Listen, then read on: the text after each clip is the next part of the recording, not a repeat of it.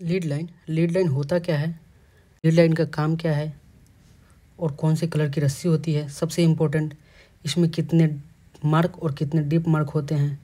Lead line से हम लोग गहराई नापते हैं जब भी हमको एंकर करना होता है।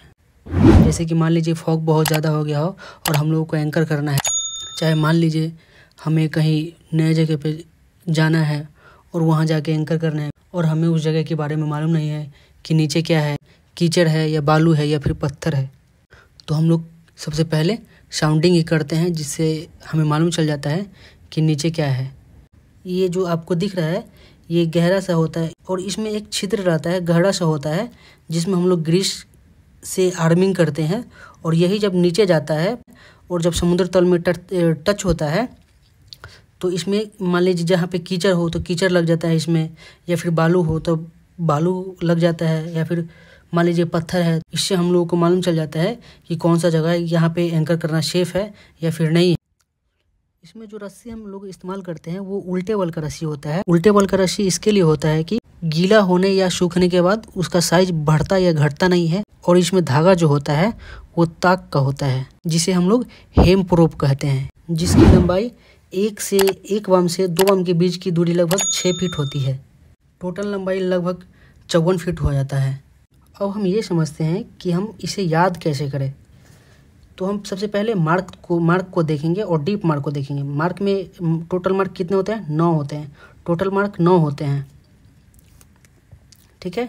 2, 3, 5, 7, 10, 13, 15, 17, 20 ये हो गया। ये इसको हम बोलते हैं, इसे मार्क बोलते हैं। 2, 3, 5, 7, 10, 13, 15, 17, 20 इसे मार्क बोलते हैं। और बाद बाकी ये जो हो गया ये जो है ये डीप मार्क है।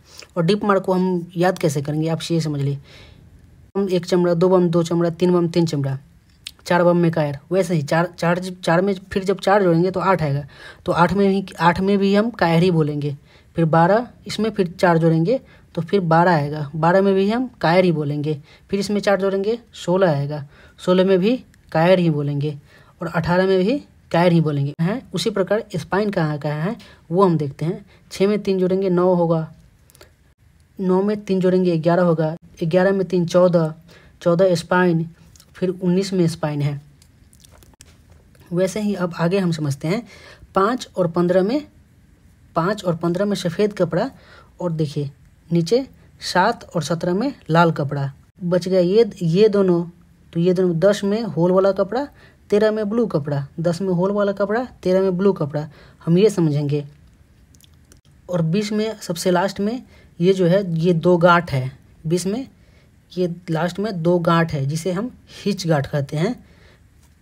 जब आप गौर से देखेंगे या फिर जो गौर से पढ़ेंगे तो आपको ये जो ट्रिक है ये समझ में आ जाएगा।